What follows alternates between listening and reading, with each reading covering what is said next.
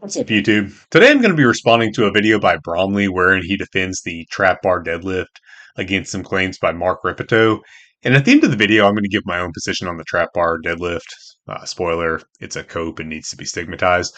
But before we get into that, I noticed something really interesting while watching the video. I found myself rooting for Mark Rippetoe, even though I knew that he was objectively wrong. And I do that a lot. I have kind of a soft spot for Rippetoe, even though I often don't agree with what he's actually saying.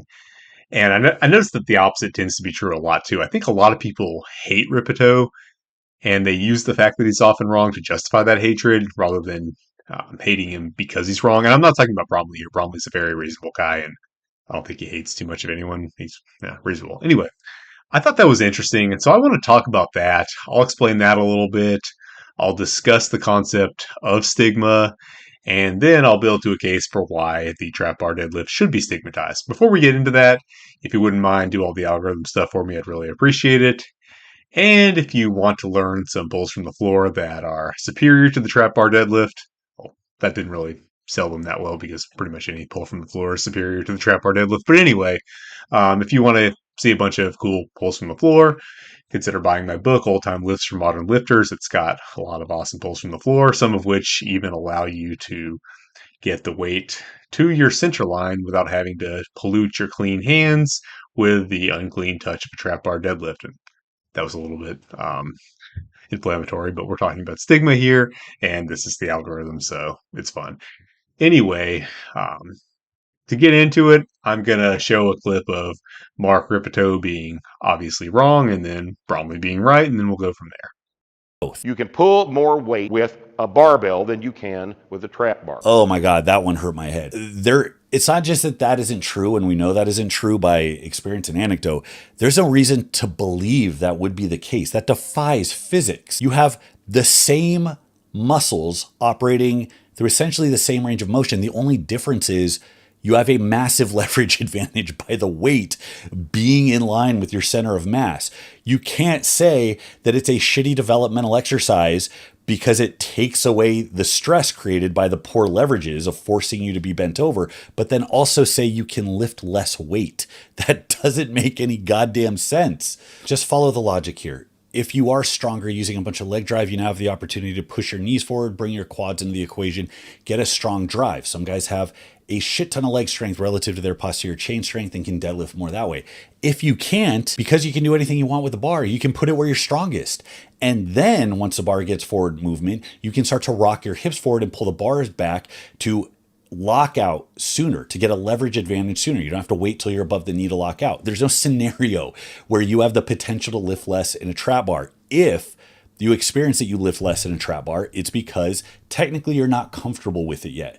You always have the option to get in your strongest possible deadlift setup, and maybe the option to get into a better setup. You can pull more weight with a barbell than you can with a trap bar. And there'll be people argue with that. And the people that argue with that are the ones that have not really trained the barbell deadlift to its full potential. Shit, you got. All right, so Rip's pretty clearly out of pocket there. There's really no way that you can make that case. It doesn't make any sense whatsoever. Bromley is clearly right here. He has a habit of doing that, which is normally something I like about him. It's why I'm subscribed to him, but unfortunately, in this case, it's inconvenient for me. I'd prefer that he be wrong since he's ultimately taking a position that I'm opposed to. And I wish he'd just gone ahead and been wrong in this one instance for my own personal convenience. That would have been better. But he wasn't. And in pretty much every other specific point that Rippetoe made in the video that he was reacting to, if you want to watch it, I mean, Rip was wrong about pretty much everything. The one thing he was right about was that the horizontal back angle in a conventional deadlift is a feature, not a bug, and Bromley didn't disagree with that. So Bromley's pretty much right on all his specific points, but I still think Rip has a point, and not just because I agree with his overall take on trap bar deadlifts. So let's get into that. So why do I like Rip? Well, it's because he pisses off Redditors. And what do I mean by that? Well, Redditors hate gatekeeping, I think.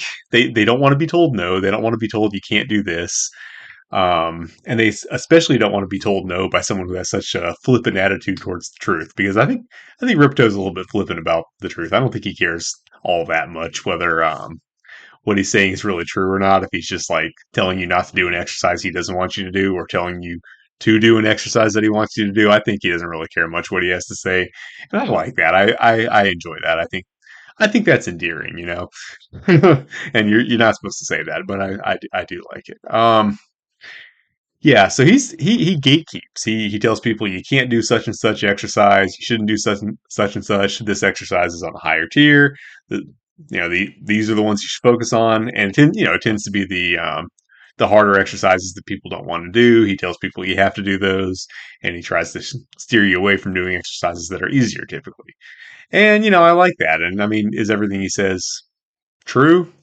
Not by a long shot, but maybe in some cases it's what, some teenage kid needs to hear because, I mean, that's pretty much what Rippetoe does. His book is Starting Strength. He's here to get people an introduction into the weight room, and you can do a lot worse than some big heavy compound lifts to start with. With what he said about the trap bar deadlift, it's definitely not true. I mean, it's crazy. Like, of course you can trap bar deadlift way more. That's why people like trap bar deadlift. That's why so many of you are probably going to get mad at me by the end of this because I'm telling you not to trap bar deadlift. But I want to. People like it because you can do more weight. Of course, people. The trap bar deadlift wouldn't exist if you couldn't do more weight. Nobody would use it. But if you make the case that if you just learn how to do the conventional deadlift really well, you'll actually be able to do more than you could on the trap bar deadlift. Maybe that'll gaslight some teenage kid into deadlifting on a barbell instead of a trap bar. And that's okay. We believe a lot of silly things when we're teenagers. I know I did. It never hurt me. So, maybe I should get more upset about that than I do. But whatever. They'll grow out of it anyway.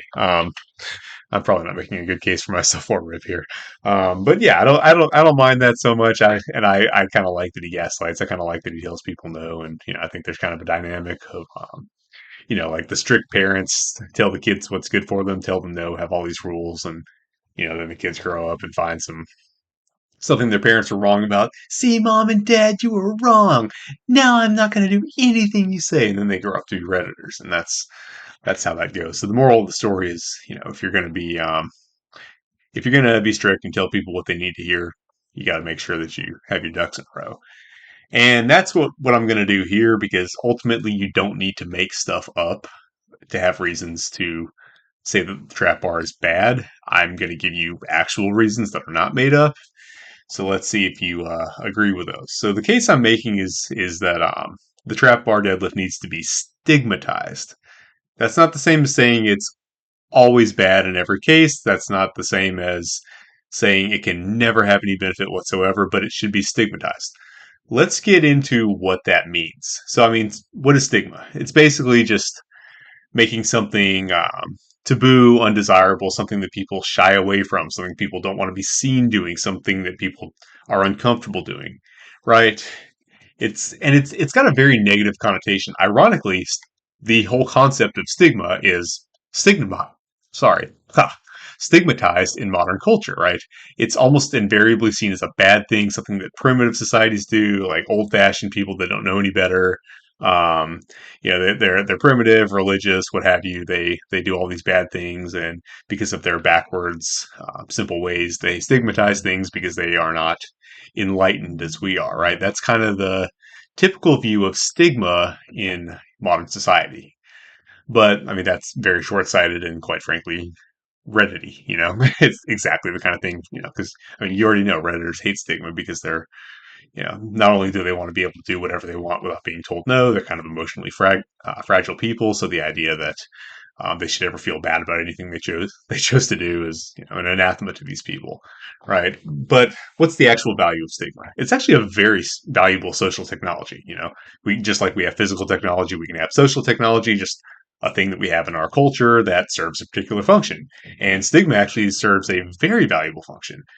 It serves as a gray area between something that is permissible and something that is outlawed. So, some things we want people to just do freely, to do it whenever. You want to go drink some water, go drink some water. Like, that's fine.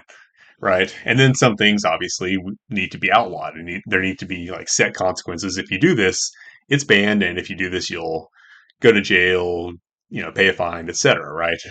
Some things we just don't want people doing ever, and so we set specific consequences. But between those two things, permissible and illegal, we want to have a gray area where there are things that we, in most cases, probably should be discouraged. We don't want everybody running around doing this all the time, but we kind of want to leave the door open. We don't want to ban it outright and just, tie ourselves to, okay, if you do this, there will be these specific legal consequences because, maybe it's something that people will slip up and do sometimes, and we don't necessarily want to actually punish them when they do. Or, more likely it's something where probably in most cases it's something we shouldn't be doing that people should not do in most cases, but there might actually be some justification for it in some cases. So we do legitimately want to leave the door open for people that want to do it. I think the best example that comes to mind for me really is divorce. It's something that most people in the modern West would agree should be an option in certain cases. I would agree that in certain cases that should be an option, but it's also something that you don't want people just doing willy nilly. So having some stigma around it, having it being seen, as a bad thing, as a way of allowing it to be an option, but having people think long and hard about whether they really want, to be associated with that. I think that's uh, a good way of dealing with having something not be illegal where you can't do it, or just permissible, just totally do it whenever you want. Just, oh, you feel like it, go ahead and do it. Um, and I know a lot of people are probably going to be redditors are going to be mad at me for saying that there should be stigma associated with divorce because they want to just be able to say, oh, well, whatever I choose is the right thing for me, and I should never have to feel bad about what I'm doing because it's the right thing for me. But that's not how we look at it. We look at it kind of at the societal level, and if someone feels bad about that, that's kind of an okay price to pay for having it be, on the one hand, an option that can be chosen if it's actually warranted, but not something that we're just doing willy nilly because clearly, it's especially when children are involved, it isn't something that we want to encourage and we want people just doing freely with no thought. We want people to be reluctant, hesitant, you know what I mean? And stigma is a very efficient way of doing that, right? It's, we're not saying you can never do it. We're saying that it's just something that you want to be very reluctant to do, right? And so let's get back into the gym, right? We've been out of the gym for quite a while now. It's been a nice little deload. Now let's get back in the gym. There are already great examples of stigma working really well in the gym. The best example I can think of is the leg press. Okay, there's a big stigma against just doing leg pressing and not doing squats. People don't want to be seen as just living on the leg press and being afraid of squats. That's been stigmatized very effectively, and I know it's effective because I used to go to Gold's Fitness, and you'd see these big bodybuilders who only leg press in most of their training, but then whenever the video cameras come out and they're actually filming something, suddenly they do some token squats, right? So they know they're supposed to do squats, and everyone, you're not supposed to just do the leg press. So I think a lot of people have been kind of cajoled into squatting, even if maybe they wouldn't really want to, because it's taboo to just live on the leg press. Everyone kind of sees that as inferior, and as well it should be. So stigma works really well there. Now you wouldn't necessarily want the leg press to be illegal. I mean, I kind of would. I mean, no, okay, yeah. I mean, I don't think anyone should leg press, but I wouldn't want society's resources to be devoted towards imprisoning people who leg press. So as funny as it would be to do the whole like meme straight to jail for leg pressing, I feel like I wouldn't really want my tax dollars to go towards imprisoning people for leg pressing, and it would be wrong. It would be a violation of human autonomy and freedom, and we wouldn't want to do that because it's bad.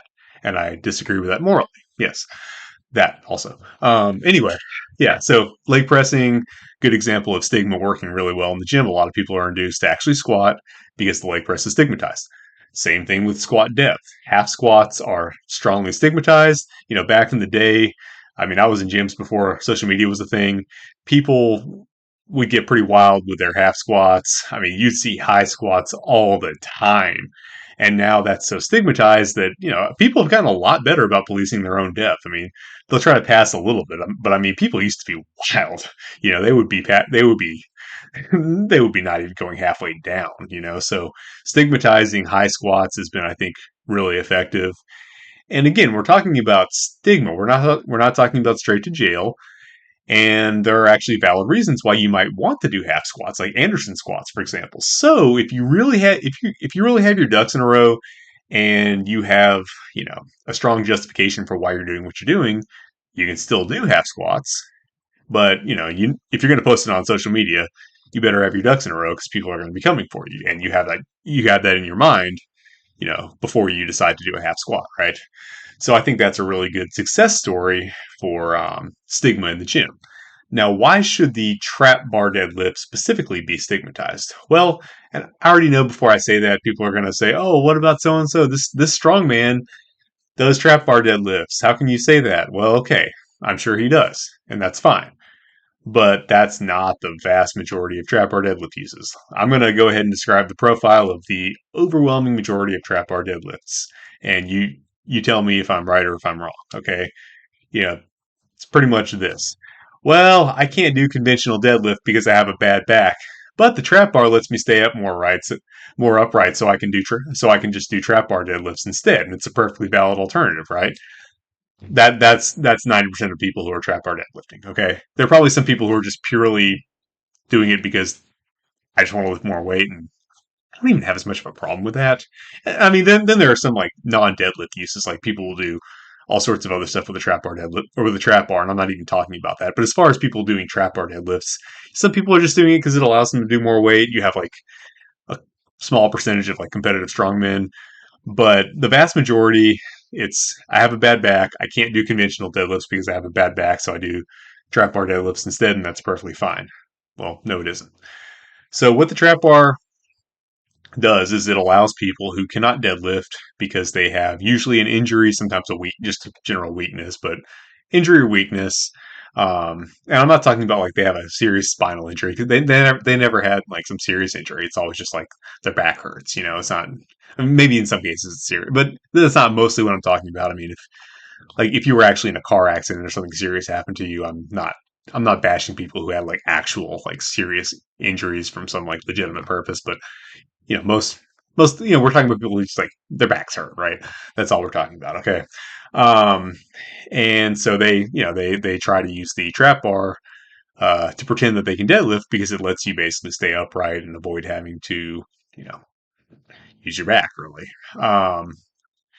And that's but it is pretending to deadlift because they're not able to do real deadlifts. They told you they can't do the conventional deadlift without back pain. So they pretend to do deadlifts by using the trap bar, right? And what they should really be doing is instead of adding weight, because you can add weight when you do trap bar deadlifts, they should be reducing weight and actually fixing the issue. Strengthening their back with lighter weights. That might mean Romanian deadlifts with a fairly light weight. In some cases, after getting screened by a PT or something, if you do have an actual injury, in a lot of cases these are just weaknesses, but if you actually have an injury, get screened by a PT first. But doing Jefferson curls, or in a lot of cases, you could just do conventional deadlifts, but lighter. I think with a lot of these people, it's not that they could not do the pattern of a conventional deadlift whatsoever. It's that they can't do it at the weight that they would like to be able to deadlift. So in order to be able to deadlift the weight that they feel for whatever reason that they should be able to, they can't do that on a straight bar. So they go with the trap bar, right? But in reality, if they started light enough, they started with one plate or something, they could probably, you know, build up their conventional deadlift safely. Or, if not that, there are plenty of other options like RDLs and stuff like that. I mean, like, you can do a trap bar deadlift, but you can't do an RDL. Really? I don't know about that. Anyway, so that's kind of the main issue with the trap bar deadlift is it allows people to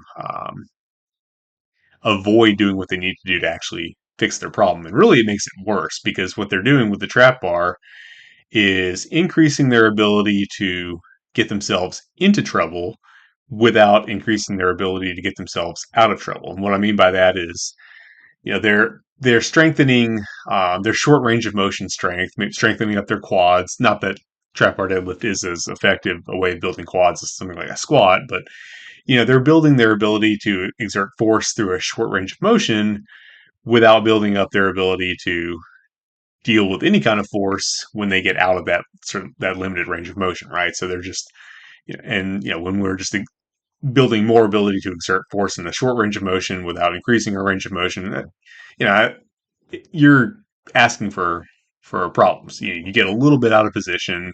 Now all you have is more ability to exert force that you're not able to deal with, right? So what we should instead be doing is just building up strength throughout, an entire range of motion. Not that you have to become like a contortionist or anything, but like the trap bar deadlift range of motion is a little bit too limited for life. You probably need to be able to get outside of that at some point. So rather than just, loading up 500 pounds on a trap bar to pretend you can deadlift, you might be better served by like taking some weight off and building that strength through, hell, you don't even have to use weight at all. How about use hyperextensions, just like or back extensions, use Romanian deadlifts, use maybe light Jefferson curls if that's suitable for you, light conventional deadlifts, all sorts of one-hand deadlifts. One-hand deadlifts are actually a great rehab tool, obviously, loaded appropriately. All these things can be used um, to help you build back up with lighter weights, and that's all going to be, a better option than just kind of working around it via the trap bar. And that's just how I see them being used. And I mean, I don't see them as being particularly good option in terms of pure hypertrophy. I mean, what are they really growing effectively? I mean, they're going to be less effective for the posterior chain than a conventional deadlift. Certainly far less effective than a Romanian deadlift, but they're also not really a great quad developer. So, I mean, what are you going to grow with a trap bar deadlift that you couldn't grow better with one of those options I described? You'll be actually increasing your functional strength, your ability to actually move through different ranges of motion better, and you'll also be building more muscle at the time. So why would you be trying to use a trap bar? Well, here's why people do it. Because there's this strong pressure to, if you're, in gym culture, to be able to deadlift. Deadlift is put on it's seen as something that's extremely important, one of the most important movements there is in the gym. So if you care about strength at all, you feel a certain degree of pressure to be able to deadlift a good amount of weight, whatever you consider that to be, 3, 4, 500 pounds, you feel pressured to be able to deadlift, right? So it's very tempting to use an implement that's going to allow you to feel like you do that, like the trap bar, right? So the reason that we need to stigmatize it is to take that option away, because people are going to want to go the easy route. They're, maybe not consciously, but they're gonna want to do whatever makes them feel like they meet the standard, which is, being able to deadlift effectively. And so if we allow people to say, oh yeah, trap bar is perfectly legitimate, then they're going to feel like they can deadlift when in fact, they're not capable of performing an actual deadlift, and they are just opening themselves up for more problems down the road, and doing a less effective exercise in general, right? So that's why we want to stigmatize it. Just say no, it doesn't cut it. That's not a deadlift. Why don't you do a real deadlift? That's the purpose that sort of thing serves. You're taking away that option to use the trap bar as a crutch to avoid getting healthy, fixing your back, just strengthening up your back, and just doing more productive exercise, right? Now, again, did I say we should outlaw the trap bar deadlift? If you do trap bar deadlift, go straight to jail? I mean, as funny as that would be, no, no. And that doesn't mean that no one should ever do a trap bar deadlift. I mean, Bromley brought up the example of strongmen using trap bar deadlifts. Well, I mean, if you're a strongman competitor, you're going to have some side handle events. So trap bar is actually a great way to prepare for those. So why wouldn't you do a trap bar deadlift? Of course you should. And you know what? I'm not going to come at you and say, oh, that's not a real deadlift. You shouldn't be doing that. Why? Because strongman competitors are stronger than me. If they can deadlift more than I can, I'm not going to pick that fight. You know what I mean? Um, and that's kind of how it works. Might makes right. And that's kind of how stigma works with a lot of this stuff. Just because something ought to be stigmatized doesn't mean nobody can ever do it and that it's always wrong. The half squats are another great example. A strong athlete might have a very good rationale for doing half squats. But, it if you're someone who is strong enough, you're not going to have to worry about someone coming and saying, "Oh, your depth is high," because you could beat them up, or just, they're not gonna want to compare their lifts against yours because you're stronger than them. Um, so I hope that kind of makes it clear that I'm not saying no one should ever do it. If you're a strongman competitor, you can do it, or if you're just really freaking strong and you want to do trap bar deadlifts to lift even more weight, or you just want some variety, that's fine too. As long as you can deadlift more than me on a straight bar, I'm not going to say anything to you because I don't want that comparison. You deadlift more than me, right? So, again, strong people, and maybe some people actually have a legitimate training purpose for the trap bar deadlift in some cases. Okay, that's fine. The issue is we're trying to balance this at kind of a societal level. Like, what do we want our gym culture to emphasize? And I think it's clear that in the vast majority of cases, the trap bar is not being used in a way that is productive. It's being used as a cope that prevents people from having to get healthy and make their bodies work. And it's also just a waste of energy where people are loading a bunch of plates on to get a subpar training response. Because really, I mean, what muscle is trained better through a trap bar deadlift than like with any of the other options that I gave, like Romanian deadlifts? Like nothing, right? It's not it's not a better training option. People are just doing it because they want to be able to deadlift. No, nobody would be wasting all that effort loading up all those plates for for the training. I mean, maybe they're convincing themselves they're getting a good hypertrophy response out of the trap bar deadlift because they want to be able to lift all those plates. But come on, no one's doing it for the actual training benefit. You know what I mean? So that I hope that explains why I think it should be stigmatized, not banned, but stigmatized. And again, I don't think some big tough strong man is going to care too much that there's a stigma on something. They'll do whatever the hell they want to do because they're bigger than everybody else. That's kind of how that works. Like if you're strong enough, capable enough, powerful enough, like rules are for weaker people, and you get to just do whatever you want, and it doesn't matter what other people say about you. But if you're the low man on the totem pole, you care very much about people saying, "Hey, that's the wrong thing." So that's kind of who the stigma is directed towards. All right. Well, I hope you guys enjoyed that video. I did kind of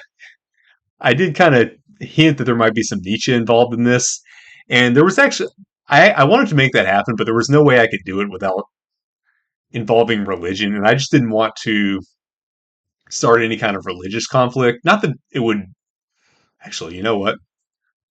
If you guys want to start a religious conflict in my comments section, that would actually be really good for the algorithm. So feel free, but I'm not going to start the religious conflict. And it wouldn't have been it wouldn't have been me commenting on any religion or actually saying anything negative about a religion. It'd just be like discussing the ideas from Nietzsche. Like he's involved in critiquing Christianity. Not that I would be, or really that he was really attacking Christianity. Just never mind, guys. Whatever. Sorry, I wanted to bring Nietzsche into it, but I couldn't. Um, but regardless of that, if you want to fight about Nietzsche or religion or whatever, I don't know how many different religions are watching this, but if you guys just want to take pot shots at each other, like in my comment section, feel free. Or any other video, the one on Jefferson curls, it's doing really well. So if you guys want to just like go, yeah, just go get in fights on the Jefferson curl video, that would be fantastic. Just go call it some random religion. No, no, please don't. I'm not like we have enough religious conflict in the world. I don't want that. I mean, I do for the algorithm, but like I don't. Anyway, all right. This has gone on long enough. Thanks for watching, guys. I appreciate it.